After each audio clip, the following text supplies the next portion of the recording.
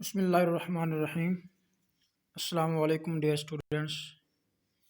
Physical chemistry में solution chemistry का chapter हमने स्टार्ट किया हुआ था। आज इसका 5वां लेक्चर है, जिसमें हमने कॉलिगेटिव प्रॉपर्टीज़ का टॉपिक स्टार्ट किया हुआ था। इससे पहले हमने 3 कॉलिगेटिव प्रॉपर्टीज़ को डिटेल में डिस्कस किया है। इसमें lowering of vapour pressure, elevation in boiling point and depression in freezing point को, और फिर उनकी एक्सपेरिमेंटल डिटर्मिनेशन को डिस्कस किया। आज के इस लेक्चर में हम एक फोर्थ कॉलिगेटिव प्रॉपर्टी को डिस्कस करने जा रहे हैं, which is called as osmotic pressure. थोड़ा सा रिकॉल करवा दूं कि कॉलिगेटिव प्रॉपर्टी क्या होती है। लिक्विड की, सॉल्यूशन की, हर वो प्रॉपर्टी जो सॉल्यूट की कंसंट्रेशन पे डिपेंड करे, जो सॉल्यूट की कंसंट्रेशन के चेंज होने से चेंज हो जाए, वो क्या कहलाती है? कॉलिगेटिव प्रॉपर्टी कहलाती है। जिस तरह से हमने देखा था कि जब सॉल्वेंट के अंदर जब प्योर सॉल्वेंट में हम एक non amount of solute add करते हैं, तो उस सॉल्वेंट का जो वेपर प्रेशर होता है सॉल्यूशन बनने के बाद डिक्रीज हो जाता है। इसी तरह उस सॉल्वेंट का जो बॉइलिंग पॉइंट होता है, वो प्योर सॉल्वेंट की निस्बत सॉल्यूट ऐड करने के बाद बढ़ जाता है। इसी तरह उसका जो फ्रीजिंग पॉइंट है वो क्या हो जाता है? डिप्रेस हो जाता है। और उनकी जो इंटेंसिटी है चेंज होने की, वो सॉल्यूट की कंसंट्रेशन पे डिपेंड करती है। जितना ज़्यादा आप सॉल्यूट उसमें ऐड करेंगे, उतना ज़्यादा उसकी वो रेस्पेक्टिव जो प्रॉपर्टी है उसके अंदर चेंज आएगी, वो कम होगी या वो ज़्यादा होगी। तो इन चीज़ों को हमने डिटेल में प्रीवियस लेक्चर में डिस्कस कर चुके हैं कि इनकी आखिर रीज़न क्या होती है इस चेंज में आने की, फिर ये सॉल्यूट के साथ कैसे इंटरलिंक्ड हैं, और फिर इनसे हम किस तरह से molecular weight of solute find कर सकते हैं। तो आज के लेक्चर में हमने fourth colligative property of solutions which is called as osmotic pressure, इसको स्टडी करना है। तो ऑस्मोटिक प्रेशर क्या होता है, इससे पहले हमें ऑस्मोसिस को समझने की ज़रूरत है। बेसिकली ऑस्मोसिस का फिनोमिना क्या है, उसके बाद ऑस्मोटिक प्रेशर की तरफ जाएंगे। तो ऑस्मोसिस ये है कि अगर आपके पास दो सॉल्यूशन पड़े हुए हैं, एक आपके पास प्योर सॉल्वेंट है, और उसके पैरेलल आपके पास उसी सॉल्वेंट के अंदर आपने कोई सॉल्यूशन बनाया हुआ है, कोई सॉल्यूट ऐड किया, यानी उस सॉल्वेंट का आपने कोई सॉल्यूशन बना दिया। मिसाल के तौर पर आपके पास एक non volume of pure solvent water का है एक बर्तन के अंदर, ठीक है, और दूसरे बर्तन के अंदर उतने ही वॉल्यूम का आपके पास सॉल्यूशन है कि आपने उसके अंदर कोई सॉल्यूट ऐड कर दिया, ठीक है, कोई एथेनॉल, मेथनॉल वगैरह ऐड करके सॉल्यूशन का और सॉल्वेंट का वॉल्यूम टोटल जो है वो सेम है। इनको आपने इकट्ठे रख दिया और इनको आपने इस तरह से सेपरेट किया कि इनके दरमियान एक सेमी परमिएबल मेम्ब्रेन मौजूद है। सेमी परमिएबल मेम्ब्रेन इन दो लिक्विड्स को क्या कर रही है? सेपरेट कर रही है। अब सेमी परमिएबल मेम्ब्रेन क्या होती है? लफ्ज़ खुद बता रहा है, सेमी परमिएबल। परमिएबल कहते हैं जो परमिशन दे, परमिएबल हो, यानी जिसमें से चीज़ें उसके अक्रॉस जो है वो पास हो सके, वो परमिएबल होती है।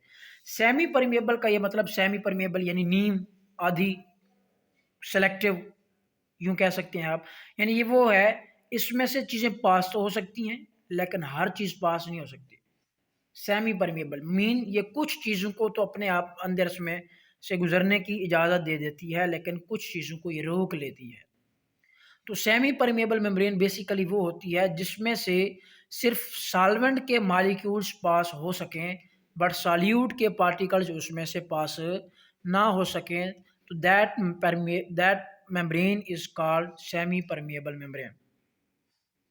तो इसमें डिफरेंट हम मेम्ब्रेन्स जो है वो यूज़ करते हैं, जिसमें फेरोसाइनाइड है, कॉपर फेरोसाइनाइड है।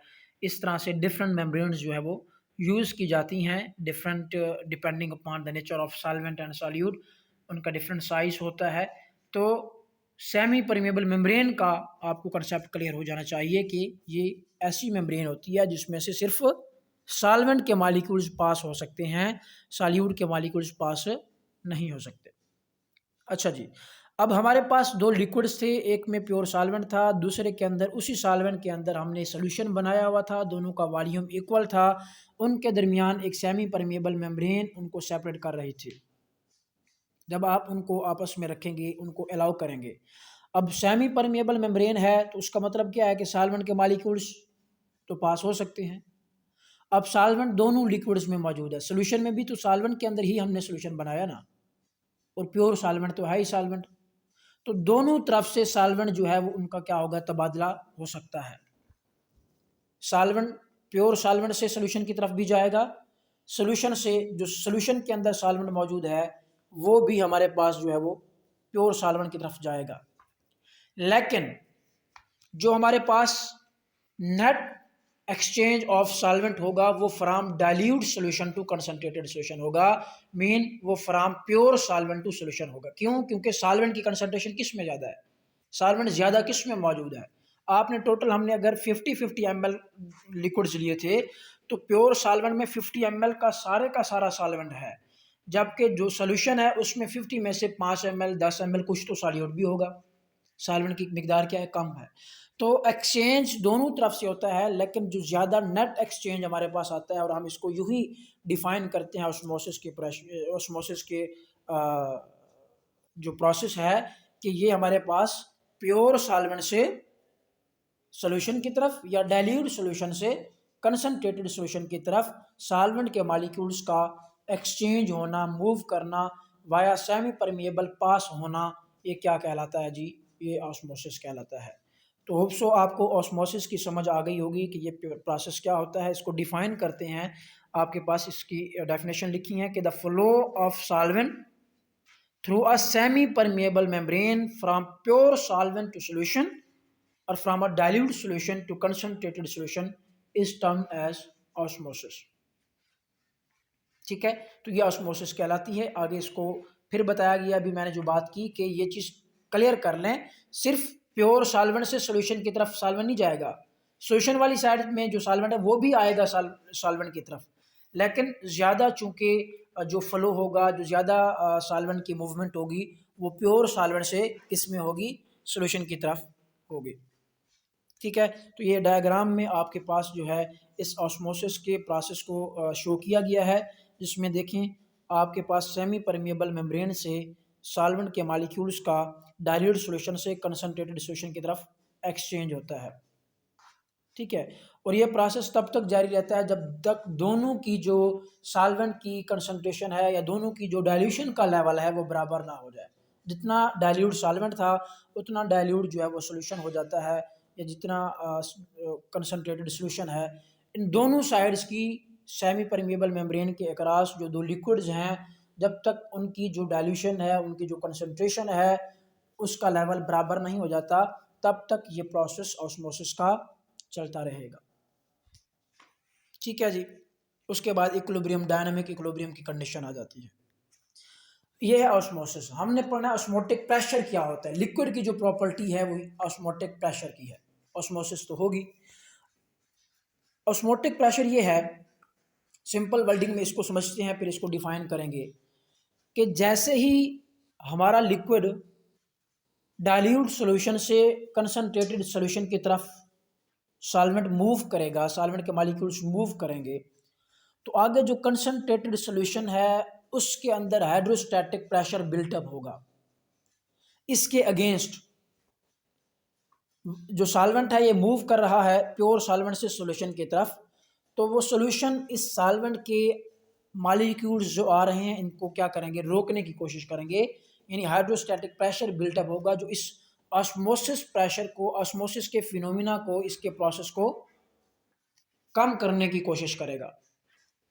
और ये उस टाइम तक होता रहेगा जब तक ये उसका हाइड्रोस्टैटिक प्रेशर जो वो इतना ना हो जाए कि वो ऑस्मोसिस को स्टॉप कर दे। ऑस्मोसिस स्टॉप हो जाएगी। कब स्टॉप होगी? ज़ाहिर है जब उनका कंसंट्रेशन का लेवल बराबर हो जाएगा। तो ये जो हाइड्रोस्टैटिक प्रेशर है जो कब बिल्डअप होता है? जैसे ही ऑस्मोसिस का प्रोसेस होगा इधर हाइड्रोस्टैटिक प्रेशर भी बिल्डअप होना शुरू हो जाएगा। तो टोटल हमें ऑस्मोसिस को रोकने के लिए, ऑस्मोसिस के प्रोसेस को स्टॉप करने के लिए कितना हाइड्रोस्टैटिक प्रेशर देना पड़ता है, या कितना उस दूसरे प्योर सॉल्यूशन कितना हाइड्रोस्टैटिक प्रेशर उस पर लगाता है, वो हाइड्रोस्टैटिक प्रेशर की वैल्यू जो है वो उस लिक्विड का ऑस्मोटिक प्रेशर कहलाता है। बात समझ आई कि hydrostatic pressure build up on the solution, उस सॉल्यूशन के ऊपर which just stops the osmosis of pure solvent into the solution, कि उस सॉल्यूशन में प्योर सॉल्वेंट आ रहा है, ठीक है। आगे अब उस सॉल्यूशन अपना हाइड्रोस्टैटिक प्रेशर बिल्ड करेगा कि वो सॉल्वेंट ना आए, उसको रोकने की कोशिश करेगा, ठीक है।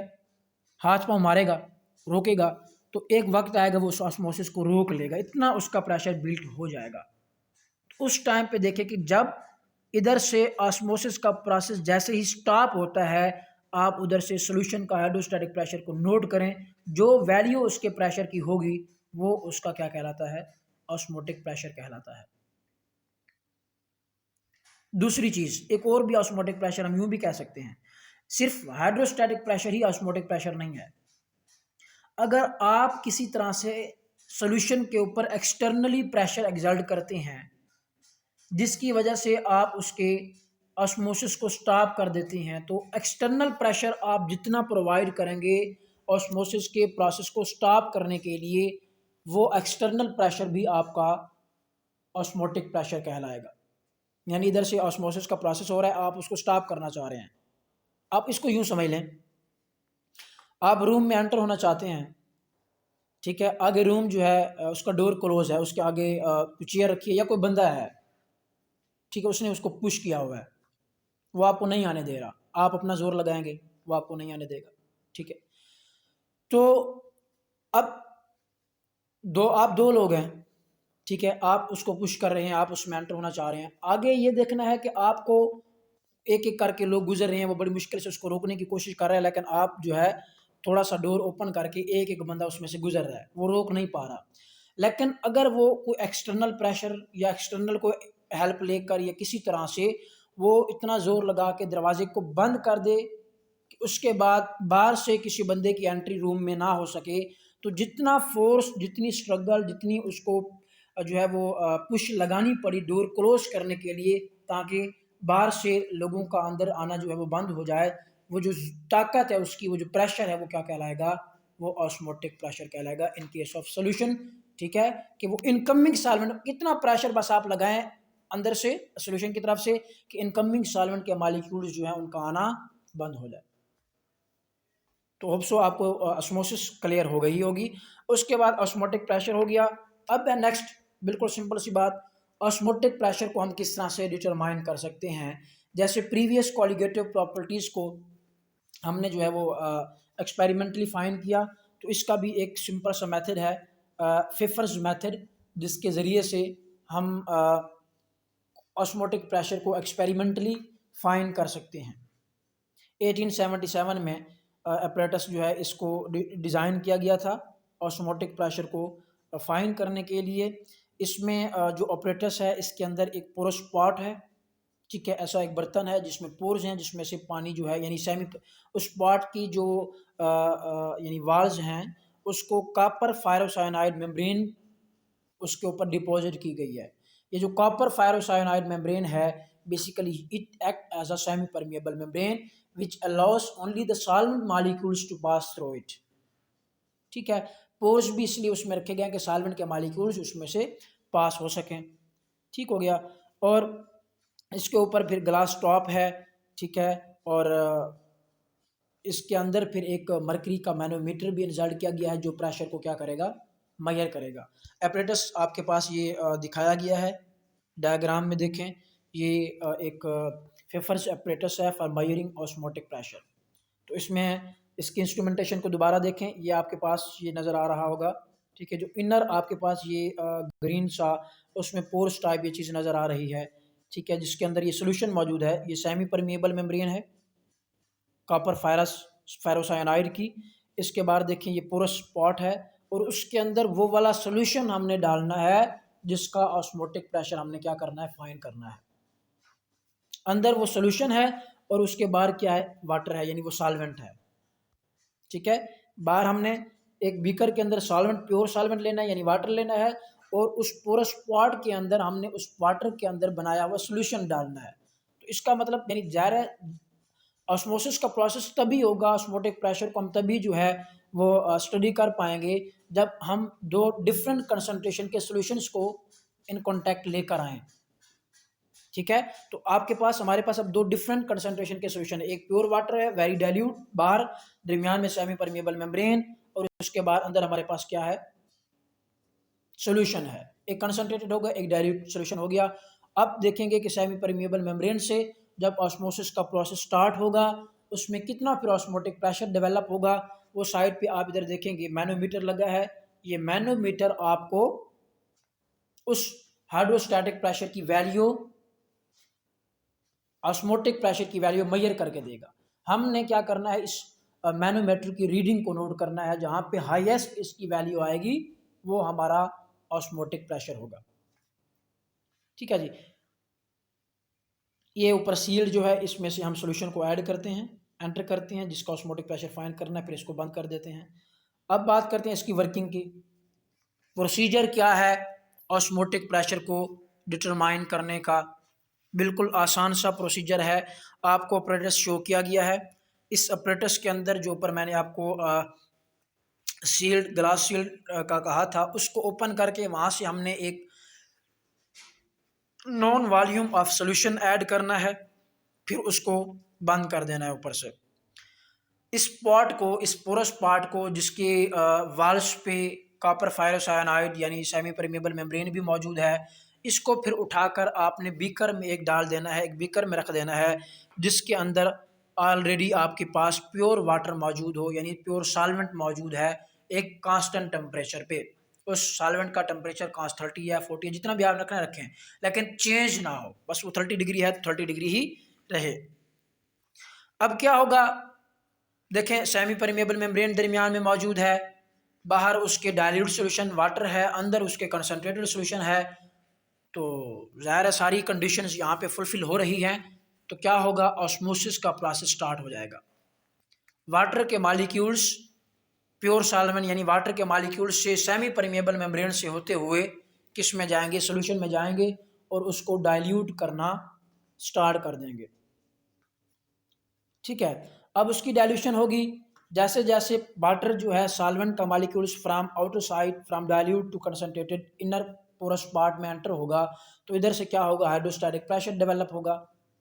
ठीक है, यानी इधर से आप ये देखेंगे ये जो मरकरी का कॉलम है ये क्या करेगा, ये यहाँ यूँ राइज करेगा, जो जो इधर यहाँ पे इसका सोल्यूशन का कंसंट्रेशन बढ़ेगी तो इधर ये यहाँ का प्रेशर बिल्डअप होगा, ये मरकरी का कॉलम जो मैनोमीटर में आपको नज़र आ रहा है ये राइज करेगा। ठीक है, अब ये हाइड्रोस्टैटिक प्रेशर उस पर डेवलप हो रहा है।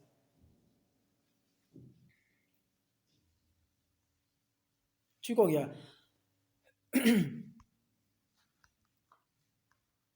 उसके बाद जो है वाटर इस मेम्ब्रेन से पास होगा सॉल्यूशन में, मैनोमीटर में प्रेशर डेवलप होगा। उसके बाद आप देखेंगे मैनोमीटर में प्रेशर जब तक चेंज आ रही है, बढ़ रहा है बढ़ रहा है, इसका मतलब अभी ऑस्मोसिस का प्रोसेस हो रहा है। अभी इतना हाइड्रोस्टैटिक प्रेशर बिल्ड नहीं हुआ जो इस ऑस्मोसिस के प्रोसेस को स्टॉप कर दे। जैसे ही इतना हाइड्रोस्टैटिक प्रेशर अंदर बिल्ड हो जाएगा कि वो ऑस्मोसिस के प्रोसेस को स्टॉप करने के लिए इनफ हो जाएगा, ऑस्मोसिस का प्रोसेस स्टॉप हो जाएगा, तो इधर से मैनोमीटर एक फिक्स्ड वैल्यू प्रेशर की शो करेगा, यानी वहाँ पे मैनोमीटर की रीडिंग्स में चेंज आना बंद हो जाएगी। मीन आपको कैसे पता चलेगा कि ऑस्मोसिस स्टॉप हो गई, आपने मैनोमीटर की रीडिंग सुनो को नोट करना है। ठीक है, तो हाईएस्ट वैल्यू जो मैनोमीटर के ऊपर प्रेशर की आएगी उसको नोट कर लें, वो आपके पास उस सॉल्यूशन के लिए उस सॉल्यूशन का क्या नाम है, ऑस्मोटिक प्रेशर होगा। ठीक है, तो इस तरह से बहुत ही सिंपल मेथड है, इसके ज़रिए से ऑस्मोटिक प्रेशर हम फाइंड कर सकते हैं। अब आगे वो बात करता है कि इस मेथड के दो डिसएडवांटेज हैं। एक तो ये बहुत स्लो है और तकरीबन वो कहता है कि चंद दिन तक इसको लग सकते हैं हाईएस्ट प्रेशर पहुंचने, आराम आराम से होगा, बहुत स्लो होगा, ठीक है, और हाईएस्ट प्रेशर तक पहुंचने के लिए 1-2-4 दिन लग सकते हैं। और दूसरा, ये सिर्फ उन सॉल्यूशंस के लिए वेपर ऑस्मोटिक प्रेशर को मेजर कर सकता है जिनकी कंसंट्रेशन बहुत ज़्यादा हाई ना हो, बहुत यानी लो कंसंट्रेशन का सॉल्यूशन। हमने जो पूरा पार्ट में सॉल्यूशन डाला, कम कंसंट्रेशन का सॉल्यूशन है, तो उसका हम ऑस्मोटिक प्रेशर फाइंड कर सकते हैं। अगर ऐसा कोई सॉल्यूशन है जिसकी कंसंट्रेशन ज़्यादा है, हायर कंसंट्रेशन का सॉल्यूशन है, तो फिर हम इस मेथड से ऑस्मोटिक प्रेशर को फाइंड नहीं कर सकते। उसकी वजह ये है कि इसमें जो ferrocyanide membrane as a semi permeable membrane use की गई, वो रैप्चर हो जाती है, वो फट जाती है, यानी उसकी जो, यूँ समझ लें, वो उसकी जो कैपेबिलिटी है वो नहीं रहती।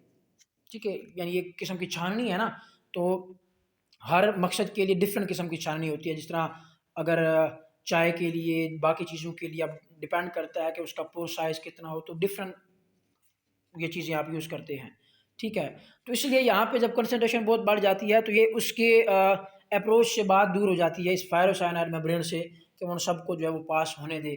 तो कंसंट्रेशन बहुत ज़्यादा बिल्डअप हो जाती है, उसकी जो एबिलिटी है उससे चीज़ बढ़ जाती है, तो इसलिए ये फट जाती है, जाली रैप्चर हो जाती है। इसलिए इस मेथड के ज़रिए से सिर्फ हाई लो कंसंट्रेशन के सोल्यूशन का ऑस्मोटिक प्रेशर फाइंड किया जा सकता है। बाद में इसी प्रोसेस को, इसी प्रिंसिपल को थोड़ा सा मॉडिफाई किया गया था मॉर्स एंड फ्रेजर ने 1910 में। उन्होंने इसमें थोड़ा सा प्रिंसिपल तो यही यूज़ किया, लेकिन उनने मेम्ब्रेन चेंज कर दी। कापर फायरोसायनाइड मेम्ब्रेन को इलेक्ट्रिकली डिपॉजिट करवाया। इसमें बाकी मेम्ब्रेन्स को भी उन्होंने चेक करके different membranes, semi permeable membranes use करके इसकी थोड़ी सी क्वालिटी को इन्होंने एनहांस किया, जिसकी मदद से थोड़ा सा हाई प्रेशर के ऑस्मोटिक प्रेशर, हाई सॉल्यूशंस के, हाई कंसंट्रेशन के सॉल्यूशन के ऑस्मोटिक प्रेशर को भी तकरीबन 200-300 एटमॉस्फेयर तक का प्रेशर जो है वो फाइंड किया गया इसी मेथड के ज़रिए से। ठीक है जी।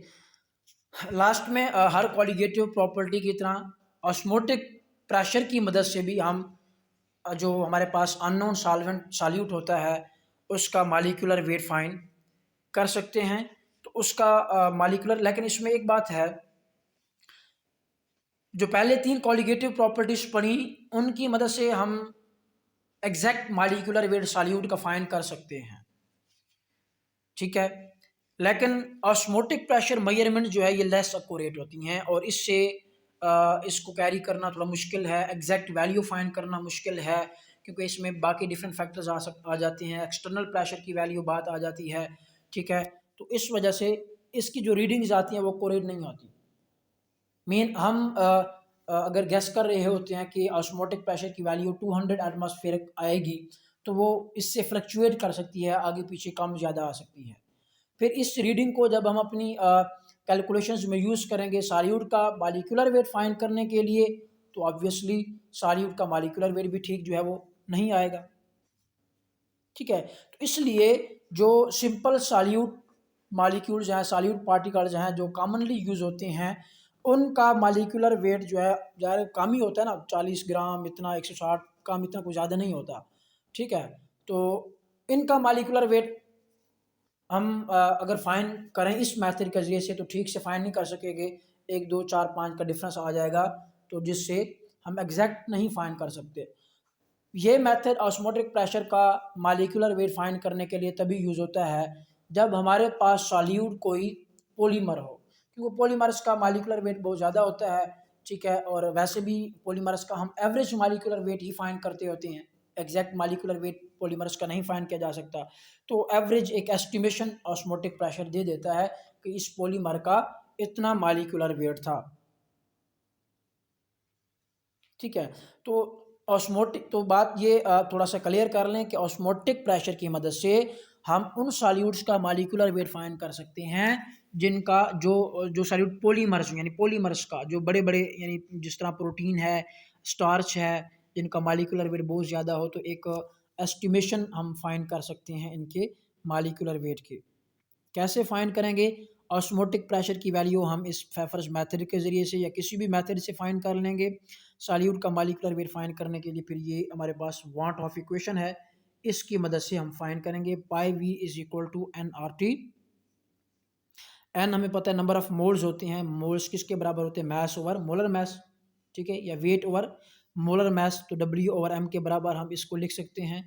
यहाँ से हमने एम फाइंड करना है, तो एम को थोड़ा सा इक्वेशन को सिंपलीफाई करेंगे, रीअरेंज करेंगे, M is equal to W R T over pi V हो जाएगा। इसमें देखें कैपिटल एम तो मॉलिक्यूलर मैस है सॉल्यूट का जिसका हम फाइंड करना चाह रहे हैं, डब्ल्यू सॉल्यूट की मैस है, आपने जो सॉल्यूट ऐड किया था सोल्यूशन बनाने के लिए कितना वेट लिया था, तो ऑब्वियसली उसका तो आपको नोन होगा, पता होगा कि आपने सॉल्यूट कितना ऐड किया था। आर जनरल गैस कांस्टेंट है, टी टेम्परेचर है, किस टेम्परेचर पे आपने सॉल्वेंट को रखा था, एक्सपेरिमेंट किस टेम्परेचर पे हुआ। इसमें पाई जो है ये ऑस्मोटिक प्रेशर है एटमॉस्फेरिक एटीएम के यूनिट्स में, जिसको आप जो अभी जो हमने मेथड पढ़ा इस मेथड के ज़रिए या किसी और मेथड से आप फाइंड करेंगे। अगर एग्जैक्ट वजह यही है, एग्जैक्ट मॉलिक्यूलर वेट हम फाइंड नहीं कर सकते, ये वाला जो फैक्टर ऑस्मोटिक प्रेशर का फैक्टर है ये एग्जैक्ट हम फाइंड नहीं कर सकते, कोई मेथड नहीं है, ठीक है। तो इस वजह से इसमें वैल्यू में चेंज आ जाते हैं। बाकी वी जो है ये सोल्यूशन का वॉल्यूम है लीटर्स में, जो टोटल आपने वॉल्यूम लिया। तो इस तरह से हम अननोन सॉल्यूट का मैस भी फाइंड कर सकते हैं, लेकिन ये मेथड बेस्ट है पॉलीमर्स के लिए अगर सॉल्यूट आपका पॉलीमर हो। बाकी जो सॉल्यूट सिंपल कॉमनली यूज़ होते हैं उनका मॉलिक्यूलर मास फाइंड करने के लिए हम बाकी की जो 3 कॉलिगेटिव प्रॉपर्टीज़ हैं उनमें से कोई एक मेथड यूज़ करेंगे, फार्मूला यूज़ करेंगे जिनको हम ऑलरेडी डिस्कस कर चुके हैं, ठीक है जी। तो ये ऑस्मोटिक प्रेशर का एक क्वेश्चन था, एक टॉपिक था आपके कोर्स आउटलाइन में। तो इसमें बहुत सिंपल सी बातें हैं, कोई चीज़ मुश्किल नहीं है। ऑस्मोसिस क्या होती है, सेमी परमिएबल मेम्ब्रेन क्या होती है, उसकी नेचर क्या होती है, ठीक है, ऑस्मोटिक प्रेशर क्या होता है, और उसके बाद हम किस तरह से इसको एक्सपेरिमेंटली डिटरमाइन कर सकते हैं, और फिर लास्ट में ऑस्मोटिक प्रेशर के ज़रिए से सॉल्यूट्स का मॉलिक्यूलर वेट फाइंड करने के लिए हमें कौन सी इक्वेशन अप्लाई करनी पड़ती है, ठीक हो गया। और इसकी साथ में डायग्राम। तो ये होप सो आपको समझ आ गई होगी। अगर कोई कन्फ्यूजन है तो आप क्वेश्चंस पूछ सकते हैं। Thank you ji.